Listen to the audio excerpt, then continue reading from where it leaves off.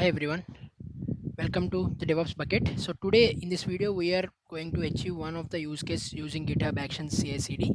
Okay, the important use case that every in real time practice everyone mostly uses is if you have two or more repos. Let's think like two or more repos you have. One is called common repo, which is having some common libraries, common code, etc. Okay, and a different codes related to your microservices or your applications. Let's think of only you have only two repos. One is common repo and one is your application repo. Whenever and you set up a CI/CD action or something, CI actions or anything, you have set up actions in a GitHub action. Okay, using GitHub action in the GitHub, right? Whenever anyone pushes to the common repository, basically the action will be triggered. Okay, action will be triggered as you have mentioned on event used based on push. Okay, so whenever any person or pushes their changes to the common repo, then that CI action or CD action, whatever it may be, it will trigger. Okay, it will be triggered. And now our use case is to extension of this. Whenever this common repo has been successfully triggered, okay, continuation to this uh, GitHub repo, our another repo should also trigger its action. You got this point, right? So whenever a common repo get a trigger based on push event or any event, okay, it got a trigger and the action has been started. Once this action has been started, the other repos should also initiate their actions. Their GitHub action, their CI action or CD action, whatever it may be. So I have two repos. Whenever I push it to the common repo, it should also trigger itself and also trigger the other repo also as well. So this is our use case. Today we are going to achieve this. I hope you understand our use case. This is very important use case as well. So for that, let me create two repos. One is a common repo, one is an application repo. Okay, this is common repo and I'm creating common repo. Okay, and also let me create a one more repo. Before that, let me create a one empty file over here, create a new file, and let's call it as test code underscore common.sh. Okay, common.sh. Here let me echo this is from common repo. Okay, this is a small shell script. Actually it can be your code or your dependency, anything. Just I'm showing you an example. Just I'm committing changes to this. Okay, let's go ahead to the repository again and create a one more repository. Okay, create a repository with application repo, and I will use it as a private. Okay, create repository. Okay, create repository, and also let me create a one more application like code over here, app underscore code.sh. Okay, here also just I'm writing an echo. This is from application. Okay, this is from application. Okay, committing changes. So now I have my code in place in both of repos. Now I should write the actions, CI/CD actions, right? I am just going over here. Here to do this, I have two methods. One is to run a small shell script to do this. Otherwise, I have some uh, action by default action that is given by GitHub. We can also use that. So, but currently I am using a shell script, and that actions we can explore it in a further videos, right? How we are going to achieve this? By using one word. Please remember this word. This is very important. That is dispatch. Dispatch event. Okay, whenever this action has been started and it should dispatches one another event on another repo. So whenever this event has been sent that particular event to dispatch, then that particular repo, what is the application repo, will also trigger its action. I am just creating a setup workflow yourself like a scratch. I am using the same YAML file. First, what I would like to write is I would like to name it as a test pipeline as test CI, and after that I should mention the triggers based on means on which event it should trigger. Let in our case it's push.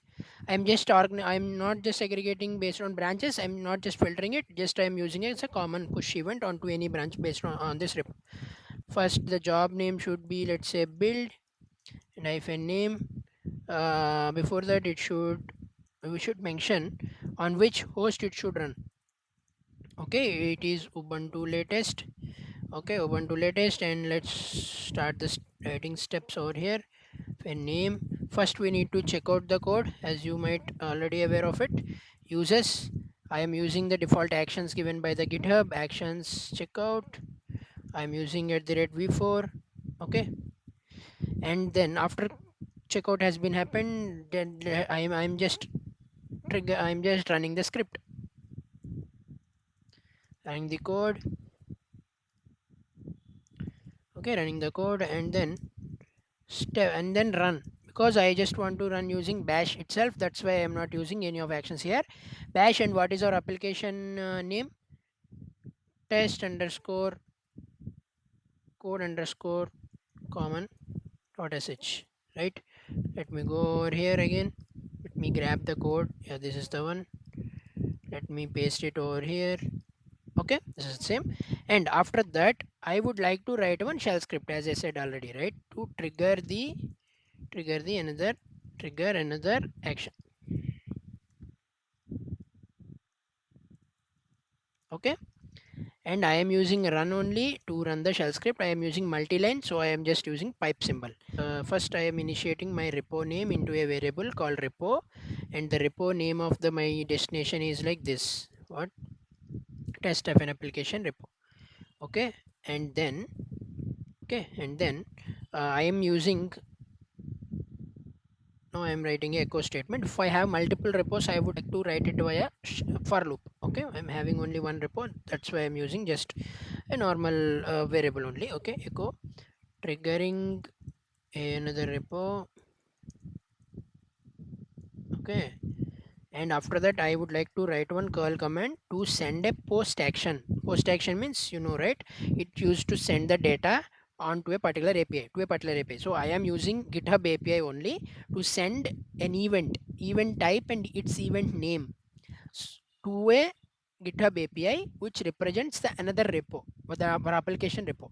So whenever I send this particular post event to that particular GitHub, it takes that event, and whenever this event name, the data that I am sending now is matching over there, then it will automatically trigger itself.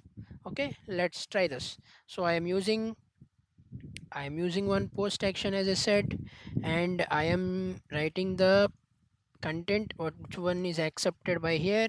It is basically application slash vnd.github plus json.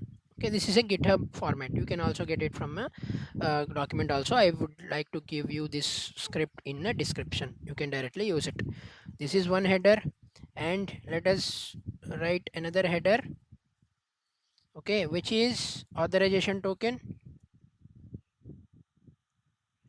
Authorization token, because it's very much required, because we are hitting in AWS like GitHub API, right?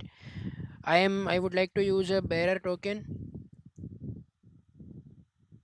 and the token I don't want to hard code here, so I would like to use it from a secrets of GitHub Actions. Secrets dot, the name should be pat. Let's pat itself is your common name. Whatever what you would like to use, you can use. Pat is basically personal access token. I would like to generate it and add it in a secrets.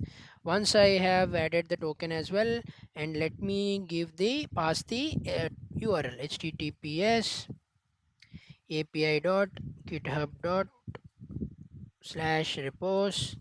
Okay, why I am using repos? Because I would like to send this dispatch event to this repo, the application repo that I am selecting here in the link. Okay, in the API slash repos slash your organization name, you should be written like this is the format of this, right?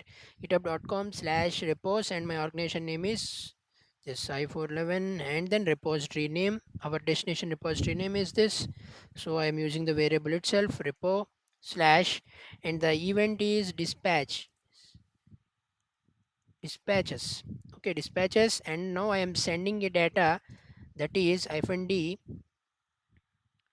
event event type, event underscore type colon, and what's the name of the event? Whatever the message you would like to send, you can write it here. I am writing triggering from common. avoid spaces. Okay, just use some underscores or some events. Okay, like this, and close it. So this completes our script.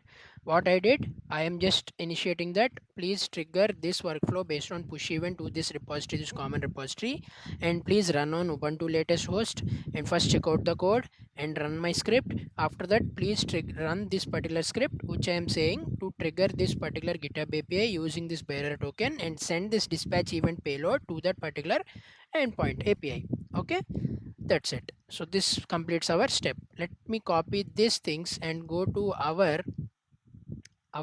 application repo, click on actions, and start set up a workflow yourself, and let me paste it here. Okay, but here, instead of push event, don't want to trigger this on push event, right? I would like to trigger this event based on the other workflow, other git repository workflow. So instead of on, what we will like to use is repository dispatch. Okay, to know more about it, let me search in the git like google here to get the official documentation. See, I would like to use this on repository dispatch, and the types, the event should be my event message, whatever I would like to send to this particular site. Okay, let me remove this. Okay, on repository dispatch, and the event type event, what is the event that I have selected here? Triggering from common repo. Okay, let us write over here like this, triggering from common repo.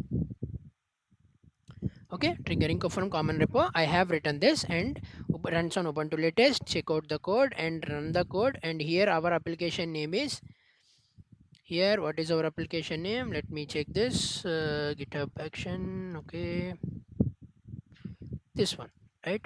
Close this and write it over here. Okay, so what I'm doing here, please trigger yourself based on the dispatch event if anyone sends with this type of event, and once that was that was collected by you, please trigger this workflow, run on ubuntu latest, check out the code, and run my script. It will not trigger any of actions currently because it's not based on push trigger or any of the triggers, right? So see, if you see here, you don't see any workflow started, but as soon as we commit this, it will start one trigger, one event, one github action, and this will trigger another github repo as well. Here I have written this bearer token as well, right? But we haven't set up this, right? We didn't set up this. Let's go to my repository of this repository and just go to the settings here or here, and in the left hand side, if you see the secrets and variables, click on actions here and create a new repository secret, right? Create a new repository secret. Before that, you need to get the pat token, right? Let us also take that. Okay, for that you need to click on your profile and select the settings of your profile level. Okay, and here if you see over here, developer settings will be there. Just click on the developer settings, and here personal access tokens, token classics, you can click on this, and delete any of your old tokens. I have lot of tokens created, and generate new token for classic. And here test hyphen delete something I am giving here or here. Just I am giving the workflows update or GitHub action workflow permission only, and I am creating a token. Okay, let's copy this token. I will remove after this session. Okay, and click on new repository secret. Now coming to after coming to this secrets and variables, and click on actions and add secret. The name I am using is pat, and just paste this particular token over here and click on the secret, add secret. Now the secret has been added here with the pat, which we can use it from here, right? Okay, let me commit the changes. Okay, commit. Okay, if you see in my actions, it should trigger one ci event. Yeah, it has been triggered. Now it's successful. Let's go to the trigger another action step that we have written. If you see, successfully it got triggered because no errors we are seeing. That means the curl command has been successful and returned a 200 status code here. If I go to this application repo, see, it got already triggered. So if to identify this quickly, let me update one more code over here, code line over here, to show you it is properly got updated or not. Let me click on here and just let me add one repo line and just committing. I am committing the changes. Monitor this event. this actions. I am just refreshing continuously. See, now it got triggered. Why? Because that common repo build has been successfully started and completed, and along with that step that we have written, whenever it reaches to that particular script area, then it will trigger our another repo also. Okay, if you see the build and running the code, if you see it, then this is my application code. So this is how we need to establish and we need to implement this particular use case. I hope you understand this concept. If you would like to perform any other use cases, please subscribe our channel and like the video. Thank you.